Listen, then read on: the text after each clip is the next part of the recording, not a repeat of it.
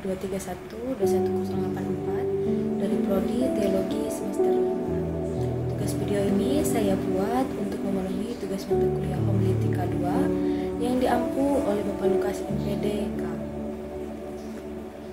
Baik, sebelum kita mendengarkan firman Tuhan, marilah kita bersatu dalam doa. Kita berdoa. Terpujilah Engkau Tuhan, Allah Bapa yang baik, Allah Bapa yang bertata dalam kerajaan surga. Kami mengucap syukur Tuhan karena berkat, rahmat, dan kasih karunia-Mu Engkau berikan kepada kami, sehingga kami pada saat ini masih diberikan kesehatan, kekuatan, dan napas kehidupan. Tuhan, sebentar lagi kami akan mendengarkan sebagian dari firman-Mu. Kiranya Engkau memberkati dan mengurapi kami Tuhan. Kiranya Engkau memberkati mulut hamba-Mu yang akan menyampaikan, agar dapat menyampaikan firman-Mu dengan sesuai kehendak-Mu Tuhan. Dan juga Tuhan, kiranya apa yang telah kami dengarkan dari firman-Mu dapat kami terapkan di dalam kehidupan kami sehari-hari Tuhan. Terima kasih Tuhan Yesus. Inilah doa dan permohonan kami yang kami serahkan ke dalam tangan pengasihan-Mu. Haleluya. Amin. Baik, nas khotbah kita pada hari ini saya ambil dari kitab Perjanjian Lama, yaitu 2 Samuel pasal yang ke-13 ayat yang ke-23 hingga ayat yang ke-39 dengan perikop Amnon dibunuh, Absalom melarikan diri. Dan di sini saya mengangkat tema yaitu keadilan, pengampunan, dan juga dampak dari dosa. Saudara-saudari yang dikasihi dalam Tuhan kita Yesus Kristus, dari nas ini menggambarkan ada suatu tragedi yang terjadi di dalam keluarga Raja Daud, di mana di sini menceritakan tentang dosa, pembalasan, dan juga konsekuensi dari tindakan yang tidak benar.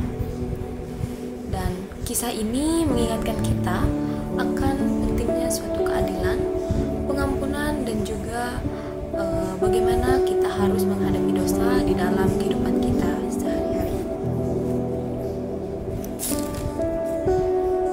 Di dalam nas ini menceritakan tentang Absalom yang merencanakan pembunuhan terhadap Amnon sebagai balas dendam atas tindakan jahat Amnon terhadap Tamar, adik Absalom. Ketika keadilan tidak segera ditegakkan oleh Raja Daud, Absalom mengambil langkahnya sendiri, yaitu mengambil keputusan untuk membunuh Amnon. Saudara-saudari yang dikasihi oleh Tuhan, dari nas ini mengajarkan kita bahwa menunda suatu keadilan atau mengabaikan keadilan dapat menyebabkan rasa sakit yang lebih dalam dan juga mengarah kepada tindakan yang salah. Dan sebagai orang Kristen, di sini kita diajak untuk memperjuangkan suatu keadilan dengan cara yang benar dan tidak membalas kejahatan dengan kejahatan. Di dalam nas ini kita melihat akibat dari dosa yang dilakukan oleh Amnon terhadap Tamar, adik Absalom, yaitu di mana Amnon yang penuh nafsu akhirnya melakukan pelecehan terhadap saudari tirinya sendiri, yaitu Tamar. Di sini dikatakan Absalom tidak segera bertindak, tetapi dia menunggu selama 2 tahun untuk merencanakan pembalasan dendamnya. Dan dia merencanakan pembalasan dendamnya ini dengan sangat hati-hati. Dan ketika tiba waktunya, dia mengundang semua saudara laki-lakinya ke pesta, dan di sanalah dia membunuh Amnon. Dari tindakan ini menunjukkan betapa dalam luka dan juga kebencian yang Absalom rasakan. Namun, tindakan balas dendam ini tidak membawa pemulihan, tetapi malah memperparah keretakan di dalam keluarga Raja Daud. Bisa dilihat pada ayat yang ke-30 hingga yang ke-33. Di sini mencerminkan di mana dosa yang dilakukan Amnon tidak hanya berdampak pada dirinya sendiri, tetapi juga mempengaruhi seluruh keluarganya. Dosa ini tidak hanya menghancurkan hidup Tamar, tetapi juga memicu siklus kebencian dan balas dendam dalam keluarga Daud. Dan ketika kita berbuat dosa, kadang kita sering tidak menyadari bahwa dampaknya yang meluas terhadap orang-orang di sekitar kita. Dan dosa juga tidak hanya merusak hubungan kita dengan Tuhan, tetapi juga dengan sesama kita manusia. Di sini juga kita kita harus waspada terhadap tindakan kita, karena setiap dosa membawa konsekuensi yang mungkin tidak kita sadari. Dan di sini kita melihat bahwa ketika Amnon meninggal dan ketika Daud mendengar tentang kematian Amnon tersebut, dia merasa sangat berduka dan sangat bersedih. Dan juga pada akhirnya Absalom di sini melarikan diri. Tetapi saudara-saudari dikasihi oleh Tuhan kita Yesus Kristus, walaupun Absalom melarikan diri, Daud tetap merindukan Absalom yang melarikan diri dan menghilang ini. Di sini kita dapat melihat dilema dari seorang ayah yang terperangkap antara kasih terhadap kedua anaknya, dan di mana dia tidak memiliki kemampuan untuk mengatasi masalah keluarganya yang kompleks. Kita melihat di sini ada kerinduan di dalam hati Daud untuk memulihkan hubungan dengan Absalom, yang dimana hal ini menunjukkan pentingnya tentang pengampunan dan juga rekonsiliasi. Meskipun sulit bagi Daud, tetapi ia percaya pengampunan adalah kunci untuk penyembuhan dan juga pemulihan dalam hubungan. Pengampunan juga membuka jalan bagi kasih Tuhan untuk bekerja dalam kehidupan kita. Saudara-saudari yang dikasihi oleh Tuhan kita Yesus Kristus, ketika kita dihadapkan dengan dosa, kita harus menangani dengan keadilan, tetapi juga kita harus menghadapi dengan kasih, di mana pembalasan dendam hanya akan memperburuk keadaan dan juga menambah luka. Kita perlu mengingat bahwa hanya Tuhan yang berhak membalas dendam, seperti yang dikatakan di dalam kitab Roma 12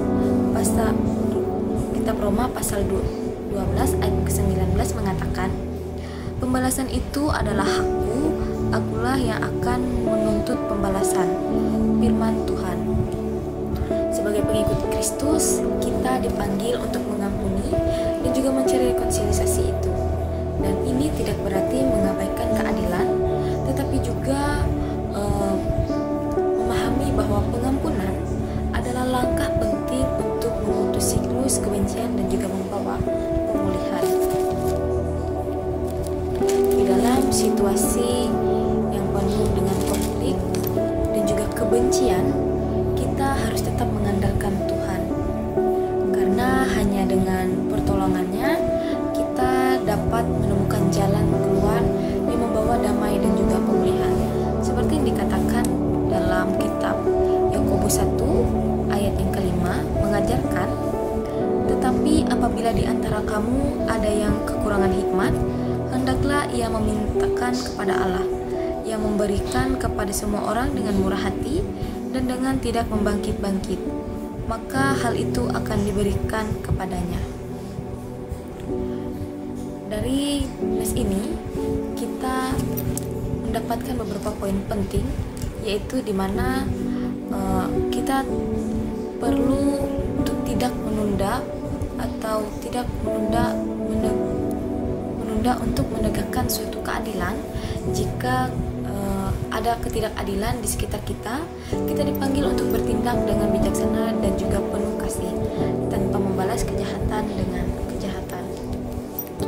Dan juga kita diingatkan bahwa dosa tidak hanya mempengaruhi diri kita sendiri, tetapi juga mempengaruhi orang-orang di sekitar kita, dan dimana di situ kita juga harus bertanggung jawab atas tindakan yang kita lakukan dan berusaha untuk hidup sesuai dengan kehendak Tuhan.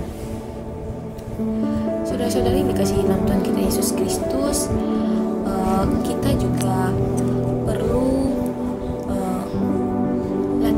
melatih hati kita untuk selalu siap mengampuni, karena pengampunan bukan berarti kita mengabaikan kejahatan, tetapi kita juga menyerahkan pembalasan kepada Tuhan dan juga mencari pemulihan sejati di dalam kasih Tuhan kita Yesus Kristus. Seperti Daud yang merindukan hubungan dengan Absalom, kita juga harus berusaha memperbaiki hubungan yang rusak tersebut, dan jangan membiarkan kesalahan dan juga dosa memisahkan kita dari orang yang kita kasihi. Dan sebagai penutup, marilah kita belajar dari kisah ini untuk hidup dengan integritas ikhlas menegakkan keadilan, menghindari dosa, dan juga selalu mengusahakan pengampunan dan rekonsiliasi. Semoga Tuhan memberikan kita kekuatan untuk menjalani hidup sesuai dengan kehendak-Nya dan juga menunjukkan kasih setia-Nya kepada dunia.